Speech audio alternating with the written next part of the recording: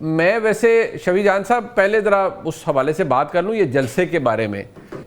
یہ آپ کو جلسہ اس کی جو تعویل پیش کی جا رہی ہے نہ کرنے کی، وہ آج پرویز رشید صاحب بڑی سینئر رہنما ہے پاکستان مسلم لیگ نون کے، انہوں نے اس حوالے سے ایک بڑی لاجیکل سی بات کی ہے. پتہ نہیں آپ اسے کنونس ہوتے ہیں نہیں، لیکن انہوں نے اپنی طرف سے وجہ بیان کی ہے. انہوں نے یہ بتایا کہ بھائی اس وقت کیوں نہیں ہونا چاہیے جلسہ یا کنسرن کیا ہے. سن لیجئے آپ. دنیا پوری جنگ کے ماحول سے گزر رہی ہے اور جنگ ہمارے سے دور نہیں، ہمارے خطے میں ہماری سرحدوں پہ ہو رہی ہے. اس صورتحال میں پاکستان میں لوگوں کو کسی جگہ پر جمع کرنا کوئی خطرے کا سبب بن سکتا ہے.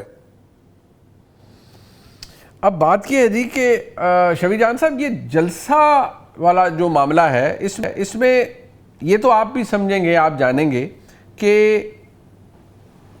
حالات تو کشیدہ ہیں، آپ افغانستان کے ساتھ بھی آپ کے، اور اوورآل ایک دنیا کے اندر جو ہو رہا ہے اس کی وجہ سے معاشی حالات بھی کشیدہ ہیں. ان دا مڈل آف آل دس آپ کنونسڈ ہیں مکمل طور پر کہ یہ جلسہ آپ کو کرنا چاہیے؟ سب سے پہلے منیب صاحب آپ کا شکریہ. جہاں تک جلسے کی بات ہے تو 9 اپریل کو آپ کو یاد ہوگا کہ 2022 میں عمران خان صاحب کی جمہوری حکومت کو بیرونی سازش کر کے گھر بھیجا گیا، تو اس کے احتجاج میں یہ جلسہ رکھا گیا. آپ نے دیکھا ہوگا کہ جب عمران خان صاحب کی حکومت کو ختم کیا گیا تو اس سے اگلے دن پورا پاکستان سڑکوں پہ تھا. تو آپ دیکھیں گے کہ 9 اپریل کو آپ دیکھیں گے کہ لیاقت باغ میں جیم پیک ہوگا. تحریک انصاف کی مقبولیت کا اندازہ آپ کو اس جلسے سے ہو جائے گا، اور آپ کو ابھی بھی عام پاکستانی احتجاج پہ ہی نظر آئے گا اس ایکٹ کے خلاف جو کہ 9 اپریل 2022 کو کیا گیا ریجیم چینج کی صورت میں. آپ نے دیکھا ہوگا کہ اس ریجیم چینج کے بعد پاکستان نہیں سنبھلا. آپ نے دیکھا کہ اس ریجیم کے بعد نہ اکنامک کنڈیشن بہتر ہوئی، نہ پاکستان میں بے روزگاری کی صورتحال بہتر ہوئی، نہ امن و امان کی صورتحال بہتر ہوئی، نہ اکنامک جو صورتحال ہے وہ بہتر ہوئی، نہ انٹرنیشنلی نیشنلی ہم نے کچھ حاصل کیا. 4 سال ہو گئے ہیں اس ریجیم چینج کو، اور اس ریجیم چینج سے آج تک پاکستان نہیں سنبھلا. تو یہ اس تناظر میں جلسہ ہو رہا ہے. جہاں تک پرویز رشید کی بات ہے تو بات بڑی واضح ہے منیب صاحب یہاں پہ کہ پچھلے 4 سال سے ہمیں کوئی این او سی نہیں ملی پنجاب میں.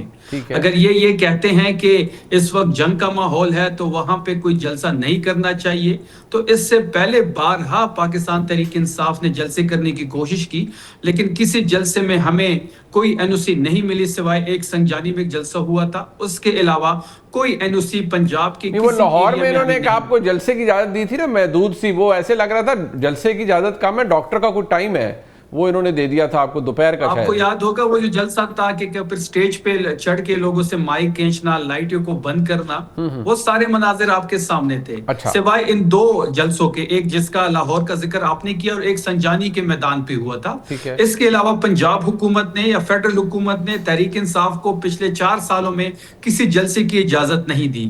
اگر ہم نے اسٹریٹ موومنٹ، آپ نے کوئی حکومت گرانی شانی نہیں ہے، آپ نے صرف جلسہ کرنا ہے، یاد تازہ کرنی ہے 4 سال پہلے جو ہوا تھا اس کا. مطلب باقی آپ کا اس کو جلسے کے بعد ہر چیز ختم ہو جائے گی نا، 2-4-5 گھنٹے کی ایکٹیویٹی ہوگی، ایسا ہی ہے. منیب صاحب یہ ابھی پریس کانفرنس ہم نے خیبر پختونخوا ہاؤس میں کی، جس میں سی ایم سہیل آفریدی صاحب بھی موجود تھے، صوبائی صدر جنید اکبر خان صاحب تھے، پارلیمانی لیڈر شاہد خٹک صاحب تھے، اور وہاں پہ یہ بات ہوئی ہے کہ یہ 1 دن کا جلسہ ہے اور جلسے میں آگے کا لائے عمل دیا جائے گا. یہ صرف 1 دن کی ایکٹیویٹی ہے.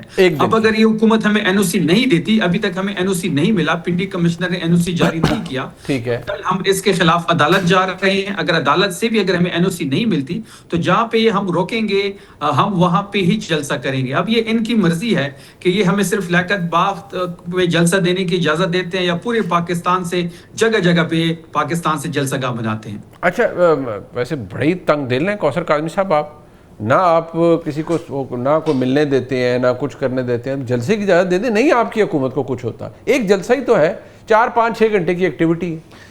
بسم اللہ الرحمن الرحیم، اللہم صلی علی محمد وعلی محمد. منیب ابھی شفیع نے کہا کہ کیونکہ وہ دن کی مناسبت سے اسی دن یہ جلسہ کرنا چاہتے ہیں کیونکہ رجیم چینج ہوئی، اور ساتھ ہی انہوں نے کوئی ایک ایسی بات کر دی، میں شکر ہے میرا کیکا نہیں نکلا، بڑی مشکل سے میں نے روکا. نیشنل ٹی وی پہ بیٹھے عمران لوگ نے مطلب نہیں کیکے والی بات تھی نا بھائی. اب یہ کہہ رہے ہیں کہ جب عمران خان کو نکالا گیا ایک جمہوری طریقے سے، آئینی طریقے سے، اس وقت پورا پاکستان باہر تھا، اور بھائی ککھ پن کے دورہ کرنے والے 2 بندے باہر نہیں تھے.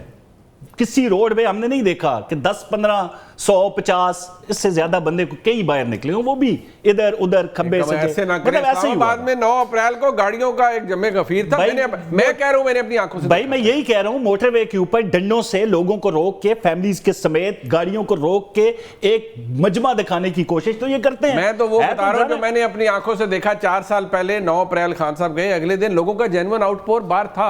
اچھا اس کے بعد کیا ہوتا ہے جی؟ اس کے بعد یہ کرتے ہیں کہ 8 فروری کو ہم منائیں گے کہ مینڈیٹ چوری ہوا، 8 فروری کا دن آتا ہے، یہ پھر نکلتے ہیں، کال دیتے ہیں، 20 کال دیتے ہیں، کوئی بندہ ان کی کال پہ نہیں نکلتا۔ آپ کے ڈر سے نہیں نکلتے؟ نہیں، ڈر کیسا؟ انقلاب کو کون سا ڈر ہوتا ہے بھائی؟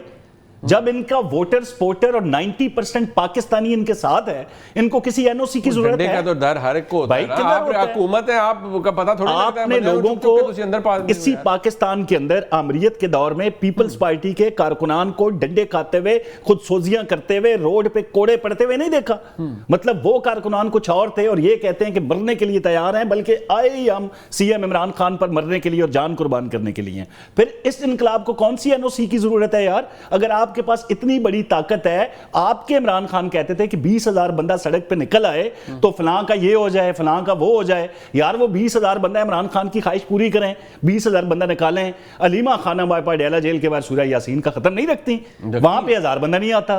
کل انہوں نے 10,000 لوگوں کو بلایا، آپ اس بات کی چلیں 10,000 بندے آپ لوگوں کو روکیں گے نہیں؟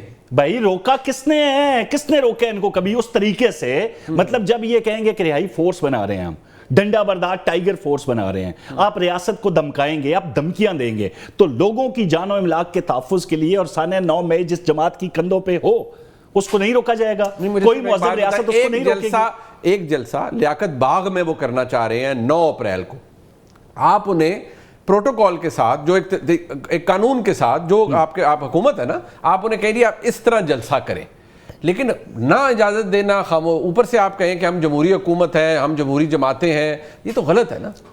کفایت شعاری کا ہم لوگوں کو درس دے رہے ہیں، ملکی حالات آپ کے سامنے ہیں، افغانستان کے اندر کیا معاملات ہو رہے ہیں، پرویز رشید صاحب کا سوٹ آپ نے چلا دیا۔ یہ ہر ان نازک، جب بھی کوئی نازک معاملہ ہوتا ہے، نازک وقت ہوتا ہے، کسی فورن صدر نے، وزیر اعظم نے پاکستان آنا ہوتا ہے، کسی انٹرنیشنل ٹیم نے پاکستان کا وزٹ کرنا ہوتا ہے، کوئی وفود آئے ہوتے ہیں، انہوں نے فتنہ و فساد کرنا ہے۔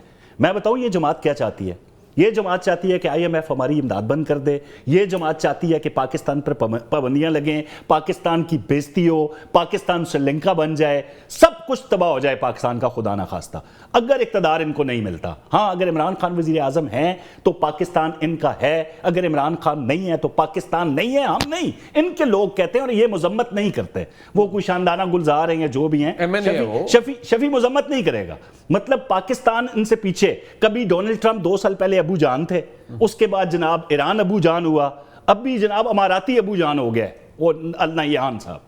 مطلب ان کے ابو جان بدلتے رہتے ہیں اپنے فائدے کے لیے، پاکستان پر سے پش ڈالتے ہیں۔ یار یہ ساری چیزیں ہم نے دیکھی ہیں نا سر، بالکل ہیں، بالکل ہیں، ہمارے لیے قابل احترام ہے، قرضہ ہم نے ان کا واپس کرنا ہے ٹائم پہ، نازک حالات ان کے ہیں، وہاں پہ جنگ مسلط ہے، اور اس تناظر میں وہ اپنا پیسہ واپس مانگ رہے ہیں۔